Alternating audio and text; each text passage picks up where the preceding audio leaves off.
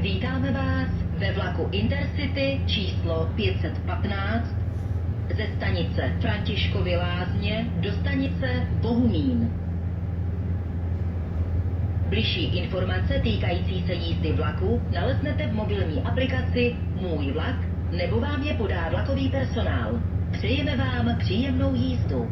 Příští stanice Praha Smíchov, pravidelný příjezd 17 hodin 13 minut.